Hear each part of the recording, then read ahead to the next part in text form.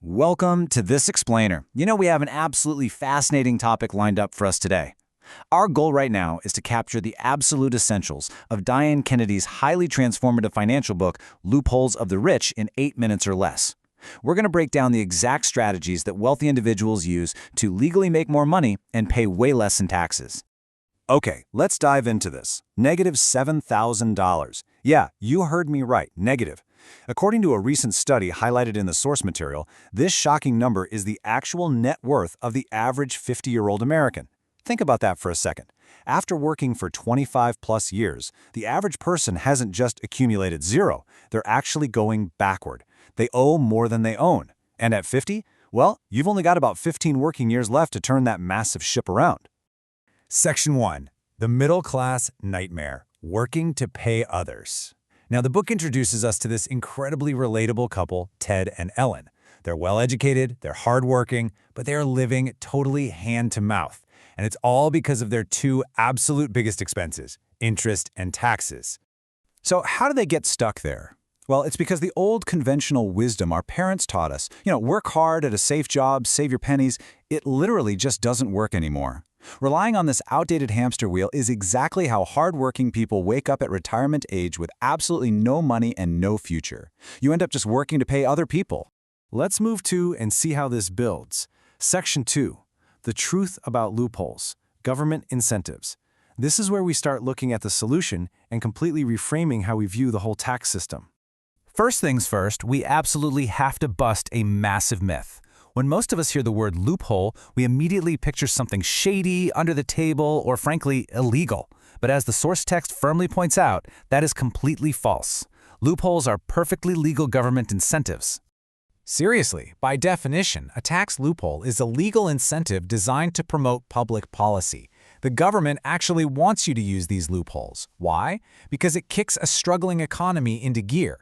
If the government wants to stimulate business, they give tax breaks for hiring people and buying equipment. If they want to provide housing, they hand massive incentives to real estate investors instead of trying to build failing public housing themselves.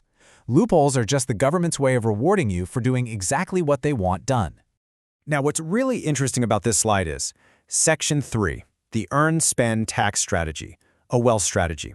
This right here sets up the biggest intellectual shift and the absolute core philosophy of the entire book. Let's vigorously contrast these two cycles, because this is a real game changer. If you're an employee, you're trapped in the earn, tax, spend cycle. You earn a paycheck, the government immediately takes its cut before you even see a dime, and you just have to try and survive by spending whatever tiny scrap is left over. But if you have a business, you're playing by the earn, spend, tax rules.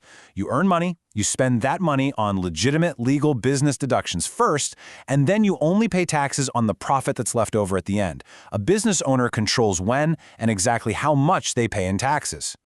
Section 4. 5 Steps to Freedom. Your financial plan. So how do we actually pull off this massive paradigm shift in real life? The author gives us a tactical framework. It's an acronym. STEPS. First up is starting point. You have to take a brutally honest look at your current finances. No excuses. The book compares this to stepping on a scale before you start a diet. You probably aren't going to like the number, but you absolutely have to know it. Second is team, gathering your CPAs and mentors. Third is evaluation, working with that team to design your strategy. Fourth is plan and path, actually pulling the trigger and doing it. And finally, the second starting point. Constantly reevaluating your progress to stay on target. It's kind of like a rocket, constantly adjusting its trajectory on the way to the moon. I want to pause on that team step for a second, because the book shares this hilarious but honestly terrifying cautionary tale. There was this incredibly arrogant second-year medical student who thought he was smarter than everyone else. So he decides to diagnose his own appendix problem and literally perform his own appendectomy, right? No way. He uses local anesthesia, rigs up mirrors over his dorm bed, and slices himself open. He almost bled to death before someone found him. The lesson here? He was trained, he was confident, and he almost died trying to do it himself. When it comes to setting up tax strategies, never ever do it yourself. A professional team is absolutely non-negotiable. Section 5. Real Estate Wealth Secrets, Building Wealth. Moving on, the source identifies real estate along with small business as one of the two absolute biggest areas for government loopholes. And this brilliantly illustrates the specific tactics wealthy investors use to legally protect their income and extract tax-free equity. Let's fire through a few. Say your business needs an office. You can buy a building through your own LLC and charge your business the highest reasonable rent. This legally shifts your highly taxed earned income right over into passive rental income, which has way better tax advantages. Or take your personal home. The book outlines a loophole where you can sell your residence to your own multi-owner LLC at an appreciated value. You extract up to $500,000 totally tax-free if you're married, move out, turn it into a rental, and your LLC now gets massive depreciation paper losses on that new higher value.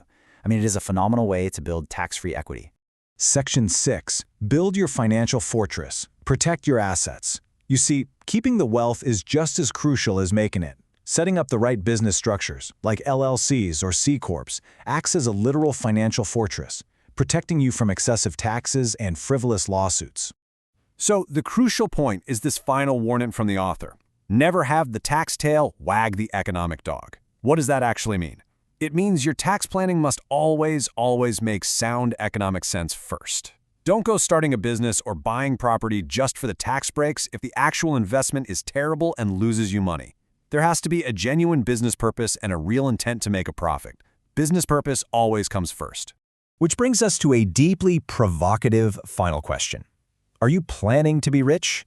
If you're just relying on the old rules of being an employee, saving a couple pennies, and hoping for the best, well, you're planning to be average.